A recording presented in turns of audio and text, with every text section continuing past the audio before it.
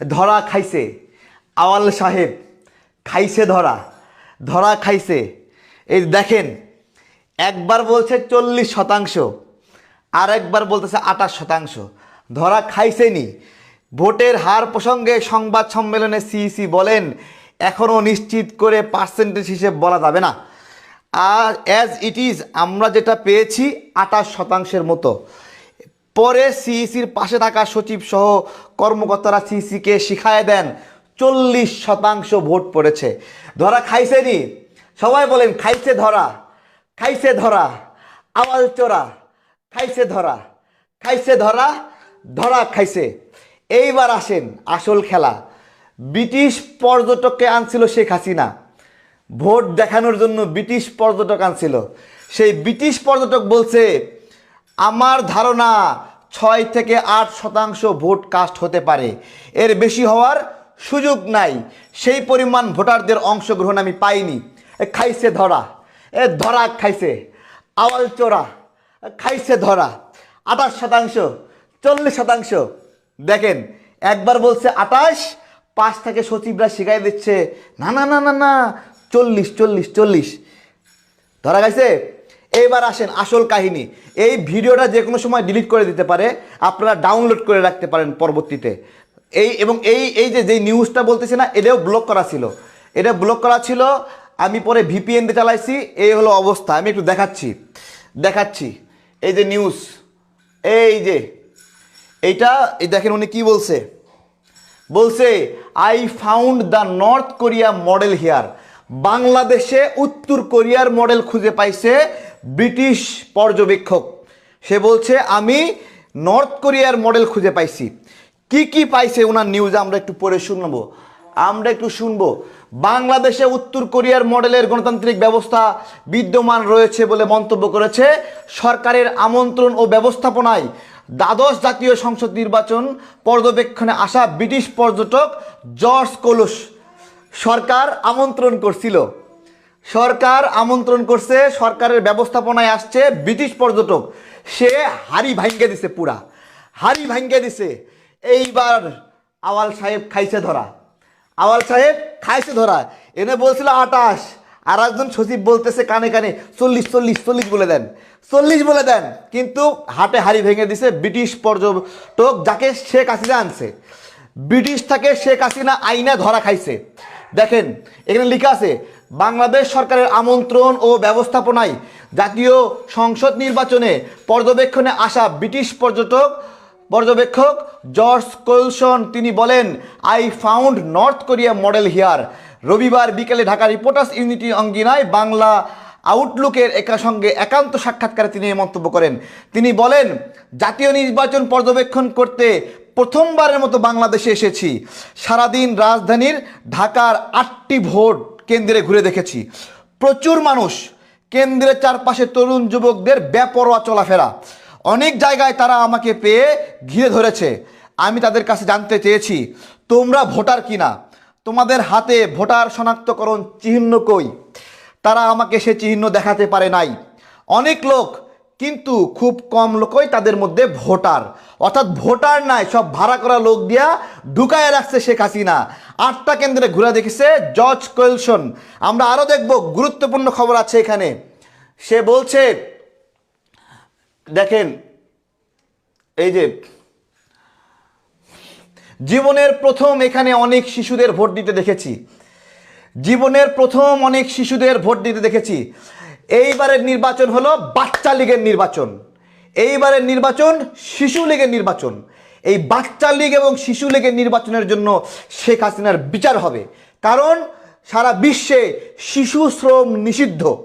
শেখ হাসিনা এই নির্বাচনে শিশু শ্রমকে কাজে লাগিয়েছে ভোট চুরি করার জন্য। জীবনে প্রথম এখানে অনেক শিশু ভোট দিতে দেখেছি। এটা খুবই কৌতূহলের বিষয়।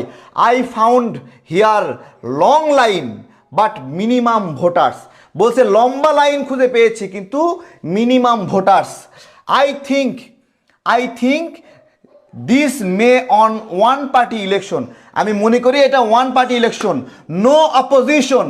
I doesn't found any competition here. এখানে কোনো কম্পিটিশন পাওয়া যায়নি। But the ruling party leaders supporters were very active. Leading পার্টির সাপোর্টার লিডার তারা খুবই অ্যাক্টিভ ছিল। বাংলা আউটলুককে তিনি আরও বলেন, যারা ভোট বর্জন করেছে তাদেরকেও কোথাও আমি খুঁজে পাইনি, কোনো কেন্দ্রেই ভোটারদের বাধা দিতে দেখিনি। আমি শুনেছি রাশিয়া ও চায়না এই নির্বাচনকে সমর্থন করে। আমি তো এখানে কোনো গণতন্ত্র দেখি না। সারাদিন যতগুলো কেন্দ্র আমি ঘুরেছি তাতে আমার ধারণা 6 থেকে 8% ভোট কাস্ট হতে পারে, এর বেশি হওয়ার সুযোগ নাই। সেই পরিমাণের ভোটারদের অংশগ্রহণ আমি পাইনি। এই কথাটা কে বলছে? এই কথাটা কে বলছে বলেন? এই কথাটা বলছে জর্জ কোয়েলসন। সে বলছে I found the north Korea model here. British পর্যটক জর্জ কোয়েলসন। এইবার আওয়াল সাহেব কি বলবে? ভোটের হার 40% নাকি 28%? কানে কানে বলে দিচ্ছে যে, কানে কানে কি বলে দিচ্ছে? 40%। এখনো যারা শেয়ার করেননি তারা শেয়ার করে দেন। আরও গুরুত্বপূর্ণ তথ্য দেখাবো, সবাই শেয়ার করেন, শেয়ার করে সব জায়গায় ছড়াই দেন, পারলে ডাউনলোড করে পোস্ট করেন। কাউকে কপিরাইট দেব না আমি, এই ভিডিও কপিরাইট ফ্রি। চোর ধরতেছি আমরা, চোর ধরতেছি। আরেকটা আছে দেখেন, একটা নিউজ ডিলিট করে দিছে অলরেডি, একটা নিউজ ডিলিট করে দিছে 5000 এগুলো বারবার ব্লক করে দিচ্ছে। যেই নিউজই শেখ হাসিনার বিপক্ষে এইটাই ডিলিট করে দিচ্ছে, এইটাই ব্লক করে দিচ্ছে।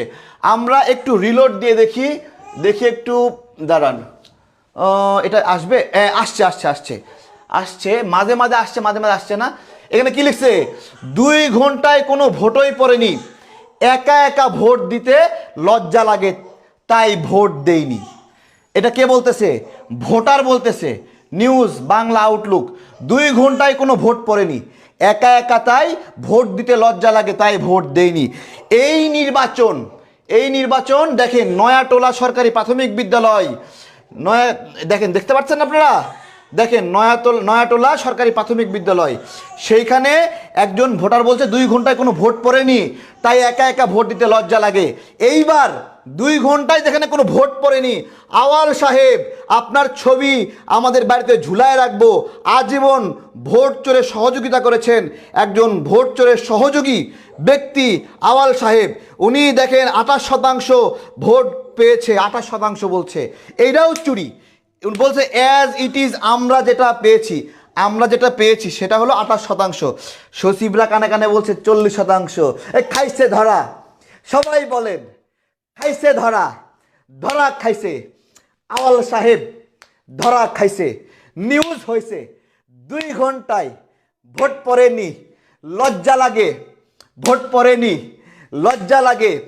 ভোট দেয়নি, লজ্জা লাগে। খাইছে ধরা 28%, 40%। I found the north Korea election here. এই দেখেন, I found the north Korea model here. British পর্যটক জর্জ কোলসন। এই ব্যক্তি কই থেকে আসছে জানেন? এই ব্যক্তি কই থেকে আসছে? এই দেখেন, এই ব্যক্তি কই থেকে আসছে? বাংলাদেশে উত্তর কোরিয়া মডেলের গণতান্ত্রিক ব্যবস্থা বিদ্যমান রয়েছে বলে মন্তব্য করেছেন সরকারের আমন্ত্রণ ও ব্যবস্থাপনায় দ্বাদশ জাতীয় সংসদ নির্বাচনের পর্যবেক্ষণে আসা ব্রিটিশ পর্যটক জেজ কোলসন। তিনি বলেন, I found the north Korea model here. রবিবার বিকেলে ঢাকা রিপোর্টার্স ইউনিটের সামনে বাংলা আউটলুককে সাক্ষাৎকার দেন এবং সর্বশেষ বলেন, এইখানে 6 থেকে 8% বেশি ভোটের সুযোগ নাই, এর বেশি হওয়ার সুযোগ নেই। সেই পরিমাণ ভোটারদের অংশগ্রহণ আমি পাই নাই। এইটা যদি ঢাকার অবস্থা হয়, ঢাকার বাইরের কি অবস্থা বলেন? 40% ভোট পড়েছে। আওয়াল বলে 28%, সচিব বলে খাইছে ধরা, ধরা খাইছে নি। সবাই লাইভটা শেয়ার করে দেবেন। ভালো থাকবেন, বিদায় নিচ্ছি। আসসালামু আলাইকুম। লাইভ ডিলিট করে দিতে পারে, সবাই ডাউনলোড করে রাখেন। এই নিউজও ডিলিট হতে পারে। সব ভিডিও ডিলিট করে দিচ্ছে, কিন্তু সব ভিডিও ডিলিট করে দিচ্ছে। খুব সেন্সিটিভ। 18 সালে করেছিল।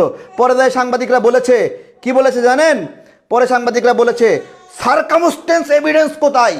নবনীতা চৌধুরী, সারকামস্টেন্স এভিডেন্স এখনো পাচ্ছ না? তাড়াতাড়ি দেখে নাও। সবাইকে ধন্যবাদ। আসসালামু আলাইকুম।